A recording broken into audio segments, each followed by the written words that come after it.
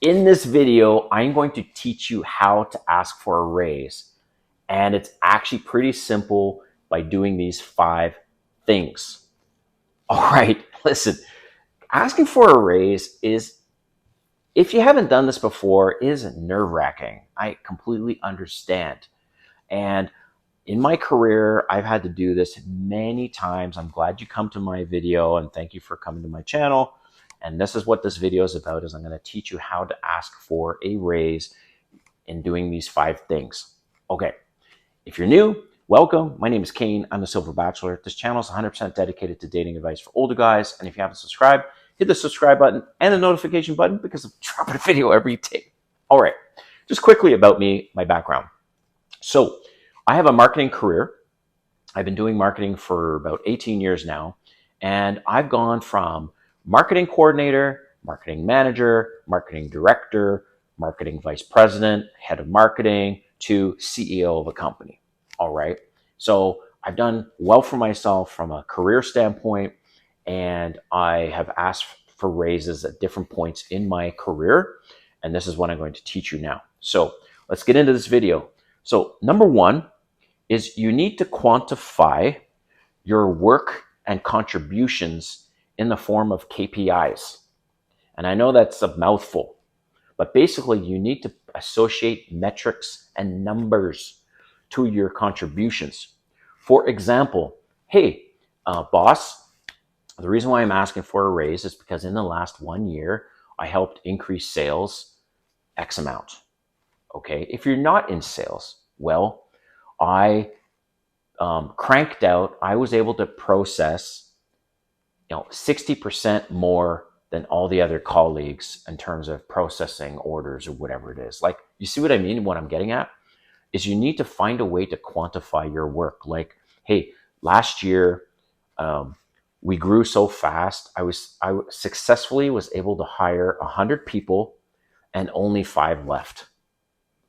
Versus other years, the maximum we ever hired was 20 people. You see what I'm getting at?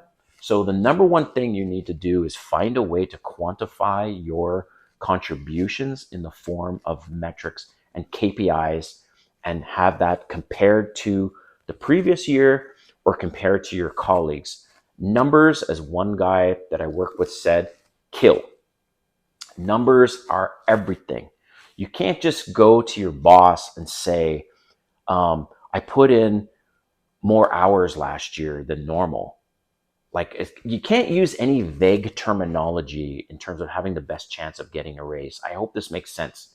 But let me know in the comments if you'd like me to go into more detail on that. But I think you know what I'm talking about. You need to associate metrics to your contributions.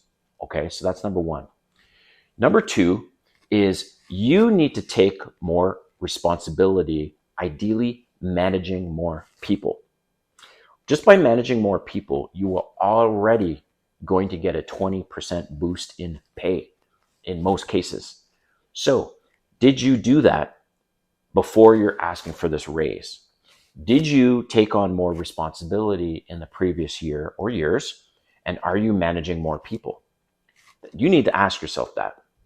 So that's also something you need to quantify in terms of you asking for a raise. Is you've taken on more responsibility, and these are the exact things that you took on responsibility for, or now you're managing a team of 10 and there used to be 5, which, by the way, that's always the fastest way to get a raise, is by adding more people to your team versus what you had before, not taking on more responsibility. And I know that fucking sucks, because companies would rather have one person doing the job of 3 and pay them the same. But as weird as it is, as soon as you now are managing more people, you now go up a pay scale. That's just a reality. So that's number 2, is taking on more responsibility and or managing more people. Number 3 is you need to research what the job market actually pays for your role in your city. So it's not just, well, the role pays this based on your qualifications. Like, you need to be very aware of your job description, your qualifications, and what the job pays for that role, and most importantly, in your city, because different cities pay different things. So what does a job pay for your role based on your job description and what you're doing now and in your city? There's a bonus tip if you stick around to the end. All right. Number 4 is you need to be aware of budget cycles. So I've had this many times where people come to me and they've said, "Hey, boss, I'd like to have a raise," and it's like June, and the fiscal year calendar and budgets start January 1st. Salary rate increases, new hires, everything is based on a budget that's created in the previous year, right? So at the time of watching this video is 2024, and by the time of posting this video will be July. So I'm going to be planning the budgets for August, September for 2025. So you can't come to me and say, "Look, I'd like to have a raise like now." That's not happening if I haven't budgeted for it.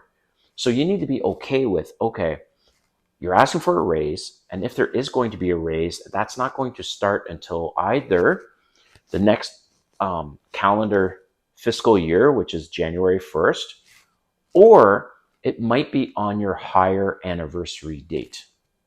Some companies, that's the way they like to do it, is, oh, well, now on this date, you'll have been with the company for 5 years, and at the 5-year mark, on that future date, now we'll give them a raise on their anniversary date. Whatever. Some companies, it's based on calendar year, on the fiscal year, or fiscal year specifically, and year end, or your new beginning of the year, or on your birth date. Okay, so that's number 4, is you need to be aware of budget cycles. Number 5 is, if all else fails, you've proven your KPIs, you've taken on more responsibility, you have more team members, you're aware of what the job market pays, and you're aware of the budget cycles, et cetera, et cetera, et cetera, and shit's still not happening, you're still not getting paid more.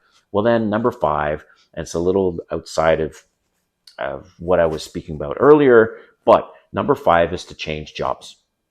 And I will tell you this, never once, ever once in my career have I ever got a significant pay raise in the same job, taking on more responsibility, all my KPIs being proven, exceeding quota, exceeding goals, managing a larger team, all that stuff. Never have I ever in one job got a significant pay boost. The only way that I've ever got a significant pay boost, which is number 5 point, is by switching jobs.